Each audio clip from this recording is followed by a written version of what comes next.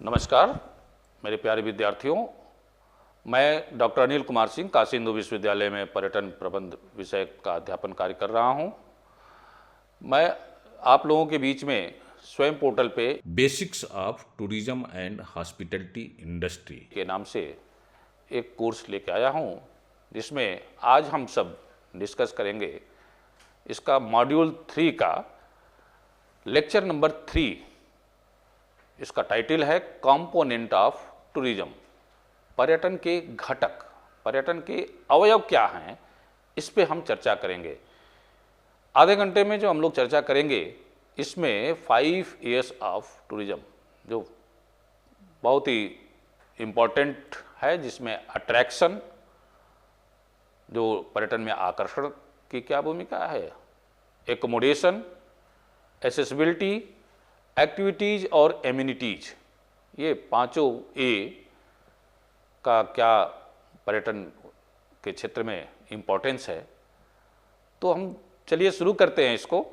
सबसे पहले 5 इयर्स की जब बात करते जाए, कंपोनेंट ऑफ टूरिज्म की बात करते हैं, तो थोड़ा कंपोनेंट को समझ लें कि कंपोनेंट होता क्या है, अवयव होता क्या है, घटक होता क्या है।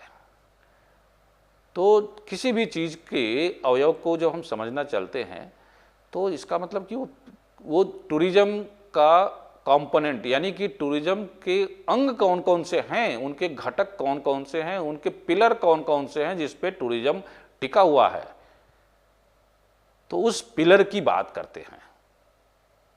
उस कंपोनेंट में वो पिलर आता है। तो अगर पर्यटन इंडस्ट्री को अगर परिभाषा को देखें, तो क्या होता है कि टूरिज्म का जो मूवमेंट है वो अपने घर से दूसरे जगह की यात्रा होती है। तो मूवमेंट है तो यात्रा होगा, तो यात्रा में ट्रांसपोर्टेशन चाहिए, सर्विसेज चाहिए, जहाँ जाएंगे वहाँ एकोमोडेशन चाहिए, जो जाने का कारण है वो अट्रैक्शन चाहिए।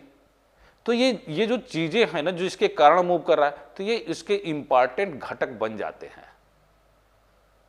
हमको जब इसको कहते हैं, तत्व भी कह सकते हैं, जिसके कारण असंभव है सोचना है कि टूरिज्म के कंपोनेंट के कारण, जो मेजर कंपोनेंट है उसके कारण हम टूरिज्म इंडस्ट्री को समझ ही नहीं सकते हैं। तो ये जो हमारा खान पान हो सकता है उसका घटक, हमारे जो है परिवहन की, संचार की सुविधाएं, सिक्योरिटी की सर्विसेज, जो भी what ever the service will be required by tourist, वो सभी उसके एक घटक हैं, एक तत्व हैं।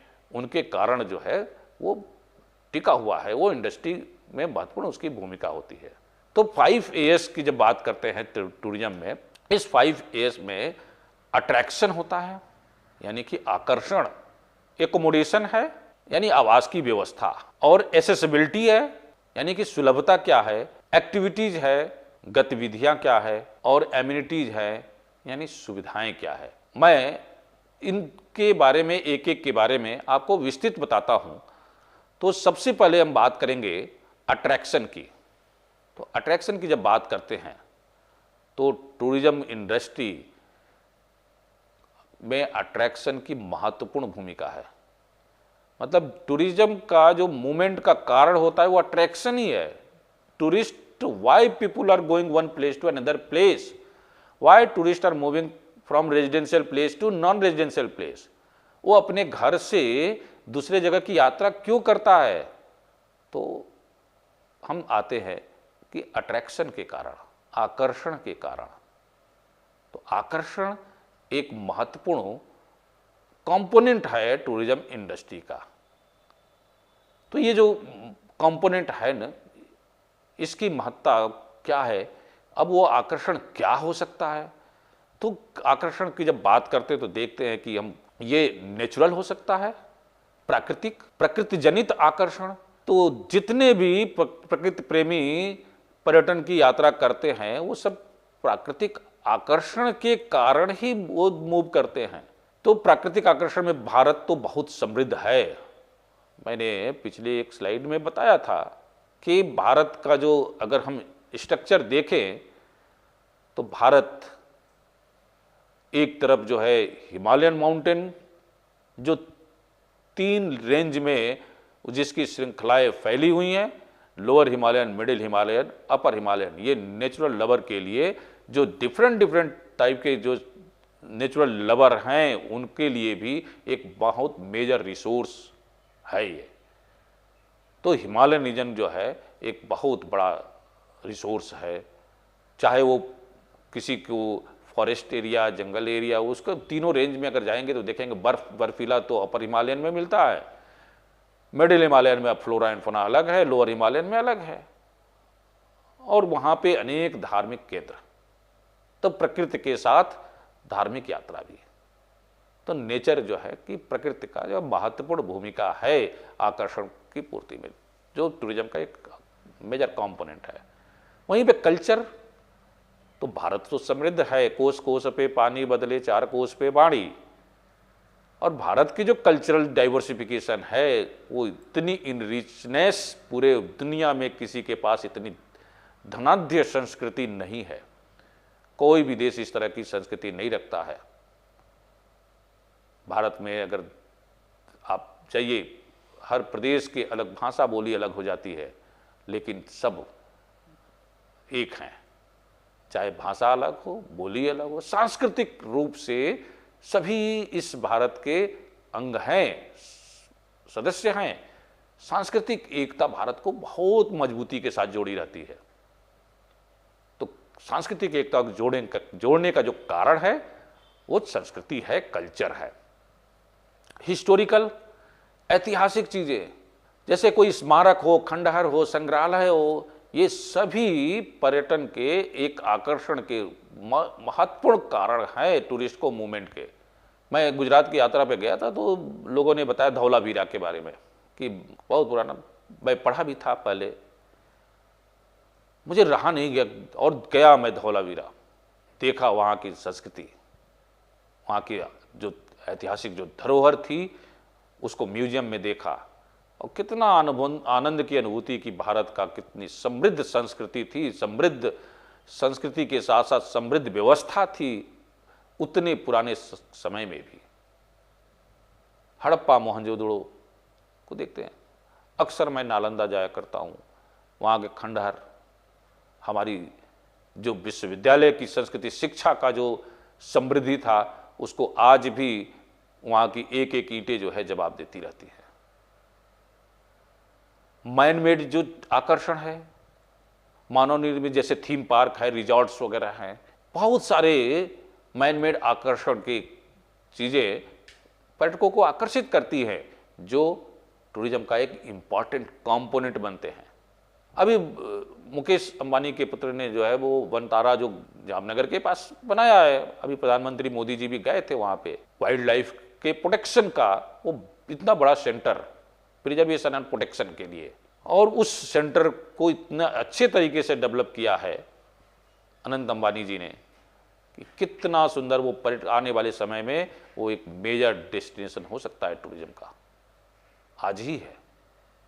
ये जो एक्सेसिबिलिटी जो दूसरा हमारा कंपोनेंट है किसी भी डेस्टिनेशन पे कि जब बात करते हैं तो आकर्षण तो पहला कारण है, उस आकर्षण को तक जाने के लिए एक्सेसिबिलिटी चाहिए, और उस एक्सेसिबिलिटी में भारत की महत्वपूर्ण भूमिका है। भारत में बहुत समृद्धि हो गई है, चाहे वो हवाई यात्रा की बात हो, चाहे स्थलीय यात्रा सरफेस ट्रांसपोर्ट की बात हो, या वाटर ट्रांसपोर्ट की बात हो। भारत में तीनों, चाहे सरफेस ट्रांसपोर्ट, रेल और रोड का जो जाल बिछा हुआ है, एयर के ट्रांसपोर्ट में बहुत बड़ा परिवर्तन आया, और वाटर ट्रांसपोर्ट भी बहुत समृद्ध है भारत में, और ये एक्सेसिबिलिटी के लिए एक मेजर प्लेयर के रूप में ये तीनों ट्रांसपोर्ट के सेक्टर जो है काम करते हैं। तो इस पे हम जब एयर ट्रांसपोर्ट की जब बात करते हैं तो आप देखते हैं कि एयरपोर्ट का विस्तार, फ्लाइट्स का कहाँ की कनेक्टिंग, कहाँ की फ्लाइट हैं, और उसमें किस किस तरीके की बजट की फ्लाइट है, कैटेगरी की फ्लाइट है, लो कास्ट एयरक्राफ्ट है, हाई कास्ट एयरक्राफ्ट है, ये सभी जो है इसमें एक इम्पॉर्टेंट भूमिका लेके चलती है। हम देखते हैं कि सरफेस ट्रांसपोर्ट में, तो सरफेस ट्रांसपोर्ट में भारत में समृद्धि जो है रेलवे और रोड दोनों का है। आज अक्सर जो यात्राएं वाराणसी से दिल्ली की 18 घंटे 20 घंटे में होती थी, आज वंदे भारत ट्रेन के कारण जो है 8 घंटे में पूरी हो रही है। और सिटिंग करके लोग बैठ करके जाते हैं और दे फीलिंग हैप्पी। उनको लगता है कि अब हवाई जहाज की यात्रा से तो अच्छा रेलवे की यात्रा हो गई है, क्योंकि एयरपोर्ट पे जाना, एयरपोर्ट पे वेट करना, 2 घंटा पहले पहुंचना, फिर वहाँ एयरपोर्ट से निकलना, और जनरली एयरपोर्ट जो है सिटी से बाहर होता है, और फिर अपने सिटी एरिया में आना। तो ये लोगों को लगता है कि उससे बढ़िया कि वंदे भारत पकड़ो और निकल जाओ दिल्ली। तो पूरे देश में जो वंदे भारत की कनेक्टिविटी हुई है, इसके कारण रेलवे में बहुत बड़ा परिवर्तन हुआ है। और रेलवे का नेटवर्क भारत का बहुत समृद्ध नेटवर्क है। अभी जो है ट्रेनों का समय से चलना भी शुरू हो गया है। वहीं रोड नेटवर्क को देखते हैं तो रोड नेटवर्क पूरा आज जो है देश में कई गुना सड़कों का विस्तार बढ़ गया है। विगत 10 वर्षों में पर्वतीय क्षेत्रों को देख रहे हैं, पर्वतीय क्षेत्रों में 4 लेन सड़कें दिखाई पड़ रही, उत्तराखंड हो, हिमाचल हो, वहाँ पे बॉर्डर एरिया तक सड़कों का जाल बिछ रहा है। बहुत सारी सड़कें, टनल, पहाड़ों पे बड़ी बड़ी टनल, रेलवे के लिंक से उनको कनेक्टिविटी देना, तो ये बड़ा समृद्धि है। और आज देख रहे हैं कि लोग अपनी गाड़ियों को लेकर उन स्थानों पे यात्रा करने के लिए निकल जाते हैं आराम से। बहुत महत्वपूर्ण है ये रोड ट्रांसपोर्ट का डेवलपमेंट। रोड ट्रांसपोर्ट के डेवलपमेंट में मैंने कुंभ के दौरान देखा कि दक्षिणी भारत से लोग बाई रोड अपनी कार लेकर यात्रा करते हुए प्रयागराज तक आ गए। अपनी कार से गुजरात से यात्रा करके आ रहे हैं, अपनी कार से मुंबई से ड्राइव करके लेके आ रहे हैं, सेल्फ ड्राइविंग। कई लोगों से पूछा तो उनका अनुभव यही था कि नहीं, अभी तो रोड अच्छा हो गया है और पूरे देश में भयमुक्त होकर हम घूम रहे हैं। सेफ्टी सिक्योरिटी का जो है अब चिंता नहीं रहती, पहले थी चिंता, अब नहीं है। तो ये उनका कहना है कि अब सिक्योरिटी है, हम सिक्योर फील कर रहे हैं, इसलिए हम ट्रेवल कर रहे हैं without any fear.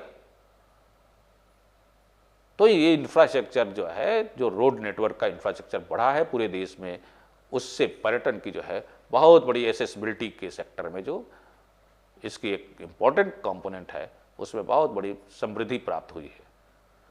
Road network को हम की यात्रा में बहुत समृद्धि मिली ही हमको। वहीं वाटर ट्रेवल, जो वाटर ट्रांसपोर्ट की फैसिलिटी है, उसमें भी अच्छी खासी समृद्धि प्राप्त हुई है। वाटर बॉडीज मतलब विद इन द कंट्री जो नदियां हैं हमारे यहाँ, उनके द्वारा भी ट्रांसपोर्टेशन, ये तो प्राचीन परंपरा रही है। अब उसको फिर से पुनर्जागृत किया गया है, पुनर्जीवित किया गया है, लोगों को अवेयरनेस किया गया। अभी नदियों में क्रूज चलाना, गंगा नदी में क्रूज शुरू हुआ, और नदी के मार्ग से लोगों को कनेक्टिविटी करना, व्यापार के लिए भी उन नदियों का उपयोग करना, ये बहुत तेज़ी के साथ बढ़ा है। वही अगर मैं अभी अंडमान गया था तो इतने अच्छे अच्छे और क्रूज की फैसिलिटी है, चाहे आप चेन्नई से जाइए, कलकत्ता से जाइए, क्रूज से जाने के लिए बहुत अच्छी सुविधाएं हैं। या अंडमान जाने के बाद भी अगर वहाँ के आइलैंड्स पे जाते हैं, स्वराज द्वीप पे जाना हो तो आपको जाना पड़ेगा क्रूज से ही। कितने अच्छे क्रूज की व्यवस्था है, वहाँ पे जा सकते हैं। तो वाटर ट्रांसपोर्ट में भी बहुत बड़ा परिवर्तन देखने को मिलता है। ये एक अच्छा सुलभता प्रदान की गई है टूरिज्म इंडस्ट्री में वाटर ट्रांसपोर्ट के डेवलपमेंट के थ्रू। तीसरा जो महत्वपूर्ण चीज़ है वो एकोमोडेशन है, आवास की व्यवस्था। आवास की व्यवस्था के बिना हम पर्यटन की कल्पना नहीं कर सकते हैं। जब टूरिस्ट अपने घर से दूसरी जगह की यात्रा करता है तो उसको स्टे करने के लिए घर जैसी सुविधा ही उसको चाहिए होती है। उससे अच्छी सुविधा वो जनरली जब बाहर निकलता है तो सोचता है कि चलो घर पे अगर थोड़ी सुविधाएं की कमी भी रही तो बाहर उससे अच्छी सुविधाओं में हम रह लें, और उस अनुभूति को लेकर हम जीवन पर्यंत अपनी यादों में सजाए रखें। ये मान के वो बाहर के लिए यात्रा करता है और उसी के अनुसार आवास की व्यवस्था सोचता है। तो आवास की व्यवस्था के अनेक छोटे छोटे जो है इसमें सर्विस प्रोवाइडर है, बड़े बड़े प्लेयर हैं जो आवास की सुविधाओं की पूर्ति करते हैं पर्यटन स्थलों पे। इन सुविधाओं की पूर्ति करने वालों में जैसे होटल में 5 स्टार होटल, मतलब लग्जरी होटल या चेन होटल, ये बड़े होटल हैं जो महत्वपूर्ण भूमिका निभा रहे हैं। मोटल है, मोटल मीन्स हम इसको वर्णन करेंगे आगे चल के। रिजॉर्ट्स है और क्रूज लाइनर। अब होटल की जब बात करते हैं तो होटल में मुंबई का ताज होटल, कितना हेरिटेज लुक है उसका, अपने आप में वो आकर्षण का केंद्र है। और वो ताज होटल खुद भी एक आकर्षण का भी वो केंद्र है, वो उसके कारण भी लोग यात्रा करते हैं। आवास की व्यवस्था तो देता ही है, वो मूवमेंट ऑफ कॉज भी है कि अरे मुंबई का ताज इतना सुंदर, ब्यूटी कितनी अच्छी है, तो लोग जाके वहाँ रुकें। ये जो आप स्लाइड में देख रहे हैं ये मुंबई का ताज है, दिल्ली का ओबराय ग्रुप का होटल है, हयात का है। कितने सुंदर सुंदर आवासीय व्यवस्थाएं हैं इसमें। Swimming pool, media room, conference room, gym, मतलब सारी सुविधाएं इन आवासीय व्यवस्थाओं में जो है उपलब्ध रहती हैं होटलों में। स्पा, ये आज की डेट में होटल जो है एक लग्जरियस सर्विसेज को ऑफर करने लगे हैं। अब किसी भी दुनिया के किसी भी देश में चले जाइए, किसी भी देश का खाना चाहिए, पीने की व्यवस्था चाहिए, जो what ever you desired they provide. आपको उसी जैसा टेस्ट, उसी जैसे मसाले का प्रयोग करके आपको प्रोवाइड कर दिया जाता है। मोटल भी एक टाइप्स ऑफ एकोमोडेशन है जो यात्रा के दौरान जो लोग यात्रा करते हैं उस यात्रा के लिए, रोड बताया मैंने कि रोड ट्रांसपोर्ट का बहुत तेज़ी के साथ डेवलप हुआ। अब डेवलपमेंट हुआ तो रोड में कई बार लोगों को on the way they required to stay, उनको रुकने के लिए भी सोचते हैं। तो रुकने के लिए सोचते हैं तो जहाँ पे हाईवे पे आवासीय व्यवस्था हो, जहाँ पे उनकी कार की पार्किंग हो सके और माइनर गैरेज वैरेज की फैसिलिटी हो, तो उस जगह को मोटल के रूप में हम जानते हैं, जहाँ पे वो अपनी गाड़ियों को माइनर रिपेयरिंग वगैरह भी थोड़ी बहुत कर सकता है, उसका हवा ले सकता है और भी थोड़ा बहुत अगर है तो कर सकता है उसको माइनर। तो इस तरह की जो फैसिलिटी प्रोवाइडर है उनको मोटल का कॉन्सेप्ट भारत में बहुत तेजी के साथ बढ़ रहा है क्योंकि रोड इंफ्रास्ट्रक्चर भी तेजी के साथ बढ़ा है। Resort is also types of very important types of the accommodation. Figure में आप देख रहे होंगे कि रिजॉर्ट्स किस प्रकार से जो है ये अद्भुत आकर्षण दिख रहा है। सबसे ऊपर जो रिजॉर्ट है वो ताज का रिजॉर्ट है उदयपुर में, नैनीताल ऋषिकेश का ये दिख रहा है। तो ये नेचुरल जगहों पे, जो नेचुरल साइट्स पे आवासीय व्यवस्था प्रदान की जाती है, व्यवस्था उपलब्ध कराई जाती है लग्जरियस कैटेगरी में, तो उसको रिजॉर्ट के रूप में बहुत बड़े बड़े होटल इंडस्ट्री के प्लेयर, ताज ग्रुप, ओबराय ग्रुप, ये सभी जो है रिजॉर्ट्स की फैसिलिटी को ऑफर कर रहे हैं। इन सबके रिजॉर्ट अपने अपने नेचुरल साइट्स पे ये रिजॉर्ट भी बना के टूरिस्ट के लिए फैसिलिटेट करने का काम कर रहे हैं। क्रूज लाइनर, ये आजकल जो वाटर ट्रांसपोर्ट के सेक्टर में देखते हैं तो क्रूज लाइनर का भी इम्पोर्टेंट भूमिका है। और ये क्रूज लाइनर जो है एक स्वयं एक अट्रैक्शन भी है। एकोमोडेशन तो प्रोवाइड करते ही हैं, ये अट्रैक्शन भी होते हैं कि समुद्र के अंदर या नदियों पे लंबे समय के लिए हम स्टे करते हुए, ओवरनाइट स्टे करते हुए और यात्रा भी कर रहे हैं।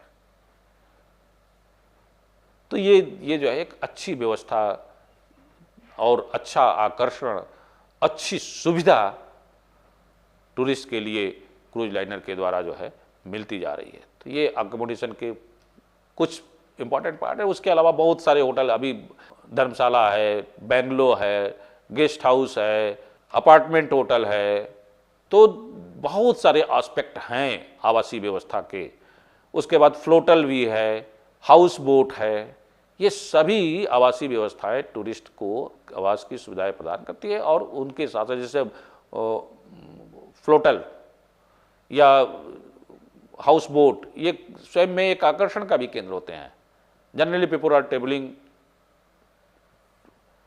Due to the attraction of house boat. वो स्टे करने के लिए तो रुकेगा ही, वही उसका आकर्षण का कारण भी होता है कि हम हाउस बोट में रुकेंगे। इसलिए ट्री हाउस, जंगल में पेड़ों पे जो हाउस होते हैं, ट्री हाउस भी है।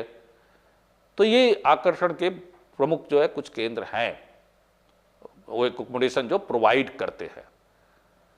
एमिनिटीज जो सुविधाएं हैं टूरिस्ट के लिए, वो सुविधाएं भी 5A में एक महत्वपूर्ण भूमिका है। इसका एक इंपॉर्टेंट कंपोनेंट है, एक इंपॉर्टेंट अंग है उसका, जो सुविधाएं हैं। क्यों? क्योंकि सुविधाएं ही टूरिस्ट को फीडबैक, वो उसको दोबारा घूमने के लिए उस डेस्टिनेशन पे आकर्षित करती है, या पब्लिसिटी के लिए डेस्टिनेशन की इमेज बिल्डिंग में इन सुविधाओं का, एमिनिटीज जो है उसकी महत्वपूर्ण भूमिका होती है। जो टूरिस्ट एमिनिटीज में मनोरंजन के साधन क्या क्या हैं, जो टूर ऑपरेटर है वो गाइड की फैसिलिटीज क्या दे रहा है, टिकटिंग की व्यवस्था क्या है, कार्गो की फैसिलिटी क्या है, मनी एक्सचेंज की फैसिलिटी क्या है, वहाँ पे फूडिंग एंड लॉजिंग की फैसिलिटी क्या है, किस तरीके से वहाँ पे लोकल डेस्टिनेशन पे इवेंट की, कोई कल्चरल इवनिंग की क्या सुविधाएं हैं, ये सभी जो है एमिनिटीज में के अंतर्गत आती है। एमिनिटीज में हम देखते हैं कि आकर्षण का जो मुख्य जो कारण है, वो टूरिस्ट के जो डेस्टिनेशन पे जो फैसिलिटी है वो आकर्षण का कारण है। उस फैसिलिटी से टूरिस्ट प्रभावित होता है और प्रभावित होकर उस डेस्टिनेशन की इमेज बिल्डिंग बनती है। इमेज बिल्डिंग से ही डेस्टिनेशन का ग्रोथ होता है। तो जो डेस्टिनेशन पे जो लोकल फैसिलिटी या एकोमोडेशन की जो सुविधाएं हैं, ट्रांसपोर्ट की सुविधाएं हैं, या what ever the facility required by the guest, वो सुविधाओं की पूर्ति जो हो रही है वो वहाँ से, वो एमिनिटीज के अंतर्गत ही आती हैं। सभी सुविधाएं जो टूरिस्ट को चाहिए वो एमिनिटीज के अंतर्गत ही आती हैं। जो 5वीं है वो एक्टिविटीज है, यानी कि गतिविधियां क्या कर सकता है टूरिस्ट, जिससे पर्यटक अपने यात्रा अनुभव के एक भाग के रूप में शामिल हो सकते हैं। गतिविधियों में, एक्टिविटीज में बहुत सारी एक्टिविटीज टूरिज्म के सेक्टर में होती है। ऐतिहासिक और सांस्कृतिक संसाधनों का अधिकतम लेकिन टिकाऊ उपयोग करना शामिल होता है। इन एक्टिविटीज में हम देखते हैं कि डेस्टिनेशन पे डिपेंड करता है कि किस तरह का डेस्टिनेशन है तो किस तरह की एक्टिविटी में वो शामिल होगा। जैसे नेचुरल डेस्टिनेशन पे अगर विजिट करता है तो एडवेंचर एक्टिविटीज होंगी, जैसे hiking, scuba diving, skiing, paragliding, अगर वो नेचुरल डेस्टिनेशन पे विजिट कर रहा है तो।